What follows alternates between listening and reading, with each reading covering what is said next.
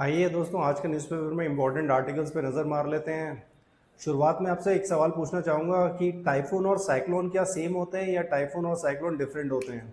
आज के न्यूज़पेपर में आपको इसका जानकारी मिल जाएगी।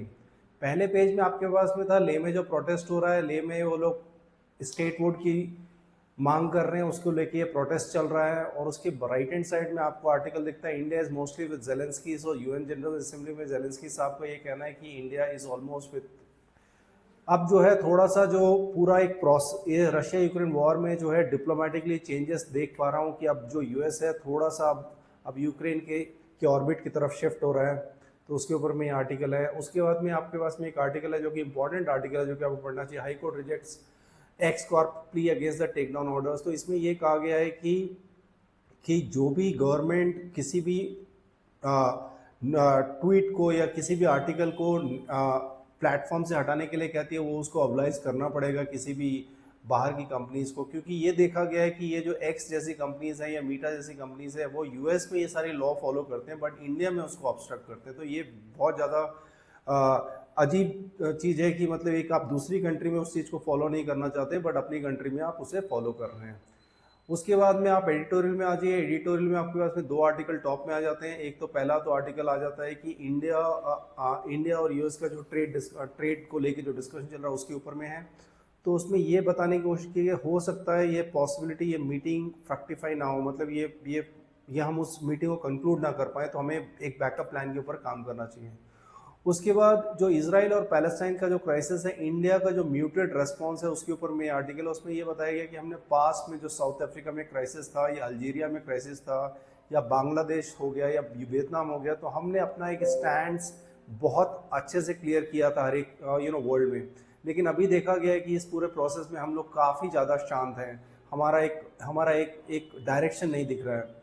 उसके बाद एक बहुत इंपॉर्टेंट आर्टिकल है, आप देख सकते हैं सॉल्ट के रिलेटेड कंजम्पशन के ऊपर में। तो इसमें ये ऑलमोस्ट बताया गया है कि इंडिया में हम लोग लगभग से 10+ ग्राम का सॉल्ट कंज्यूम करते हैं, 10 से 12 ग्राम का। जबकि आप यदि एक मेडिकली सर्टिफाइड, यदि आप मेडिकल पर्सपेक्टिव से आप पूछेंगे तो हमारा कंजम्पशन 3 से 4 ग्राम से ज़्यादा नहीं होना चाहिए। तो उसको लेके है। प्लस हमारे घरों में काफ़ी ज़्यादा ये सेंधा नमक और इन सब को लेके होता है कि जो पिंक कलर का सॉल्ट होता है उन सबको यूज़ करना चाहिए। तो अब आप ये आर्टिकल यदि आप पढ़ेंगे तो वो मिथ भी आपका क्लियर हो जाएगा। और उसके बाद में फुटबॉल का जो अवार्ड है बैलून डियोर, तो ये जिसमें मैसी ने पूरा रूल किया है, तो उसको लेके ये आर्टिकल आ गया है कि अभी जो इस साल किसको दिया जाएगा, यस मैसी का उसमें नाम नहीं है। और उसके बाद में आपके पास में आर्टिकल आ जाता है, ये ओपिनियन में आप आ जाइए, जो कैलकाटा में जो बारिश हुई है उसको लेके दोनों आर्टिकल उसी के ऊपर में है। और उसके बाद में आपके पास H1 वीज़ा में है। तो आप ये देख सकते हैं, ये ग्राफ देखने से पता चलेगा इंडिया कितना क्रिटिकल हो जाता है। इंडिया के पास में largest number of H1 visas थे, उसके बाद चाइना था, फिर साउथ कोरिया था। तो इंडिया के ऊपर डेफिनेटली इम्पैक्ट आएगा। उसके बाद में आपके पास में एक आर्टिकल आता है, दो आर्टिकल इंपॉर्टेंट है। Global south must work together. सो ग्लोबल साउथ यूजुअली क्या कहा जाता है, दो ब्लॉक हमने वर्ल्ड को डिवाइड कर दिया कि ग्लोबल नॉर्थ और ग्लोबल साउथ। ग्लोबल साउथ वो कंट्रीज हैं जो कि थोड़ा सा कम डेवलप्ड हैं और एक डेवलपमेंट की तरफ बढ़ रहे हैं। तो वो सारी कंट्रीज़ का जो है उसमें इंडिया भी पार्ट है और उसमें उसकी मीटिंग हो रही है।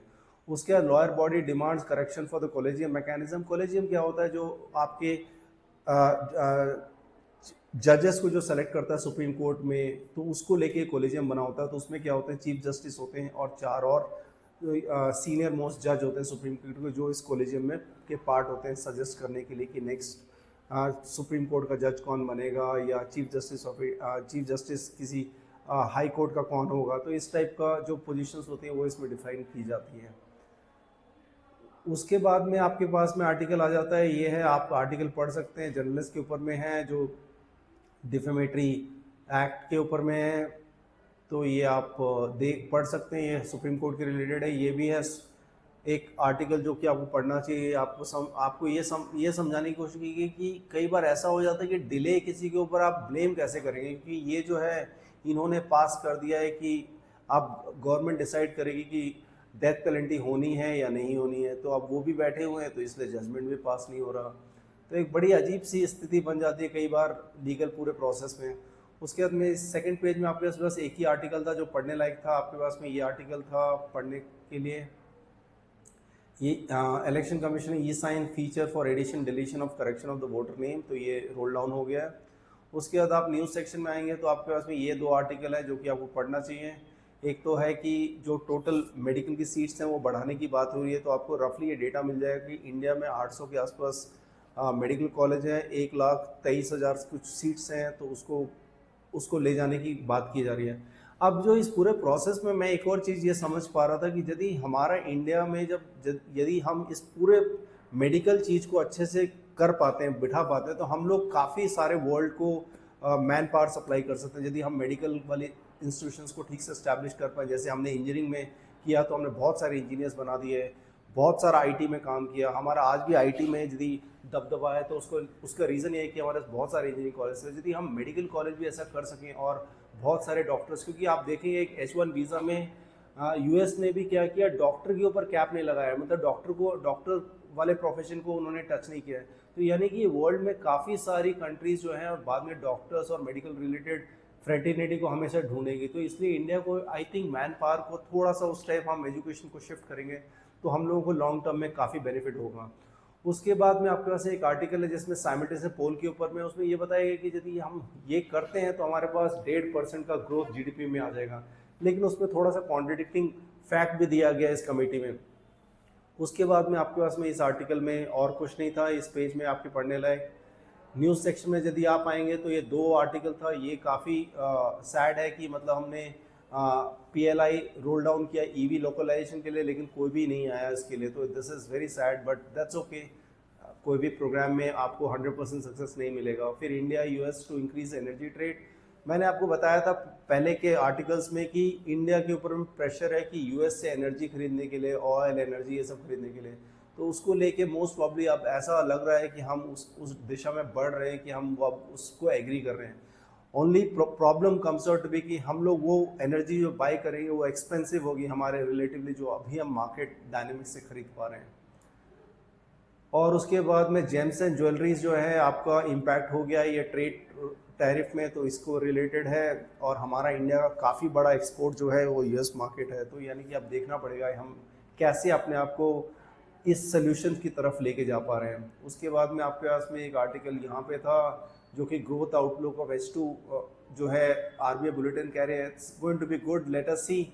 अभी देखिए हमेशा हम अपने आप को कहेंगे कि ये ऑलवेज गुड रहेगा, लेकिन आगे जाके देखना पड़ेगा।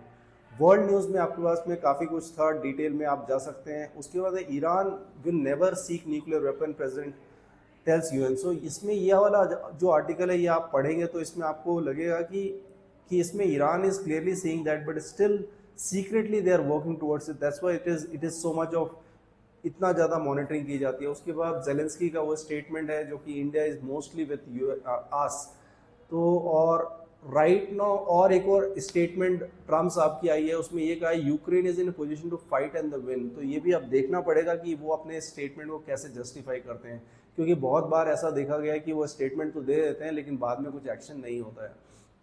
उसके बाद में ये सारा बेसिक थे, मैंने आपको स्टार्टिंग में पूछा था कि आप ये टाइफून रागासा याद कर लीजिएगा। देखिए जो भी साउथ सी चाइना में जो भी टाइप के साइक्लोन होते हैं उनको टाइफून कहा जाता है। तो हमारे कंट्री के पास में जो बे ऑफ बंगाल और आप इस साइड में देखते हैं तो उसको हम साइक्लोन कहते हैं, और US साइड में आप देखेंगे तो उसको हरिकेन कहा जाता है। तो इस तरीके से हम डिफ्रेंसिएशन करते हैं। उस साइड में जो चाइना वाली ज्योग्राफी में आएगा उसको हम टाइफून कहेंगे, हमारी साइड में जो आएगा उसको साइक्लोन कहेंगे, जब आप US साइड में चले जाएंगे तो उसको हरिकेन कहा जाएगा। तो इस तरीके से ये सारी चीज़ें डिफाइंड है। मेरा नाम प्रणब मेहता है, मैं क्लाइड ट्यूटर में एकेडमिक हेड हूँ। आप मुझे फीडबैक दे सकते हैं आपकी मैं लर्निंग को कैसे इम्प्रूव करूँ।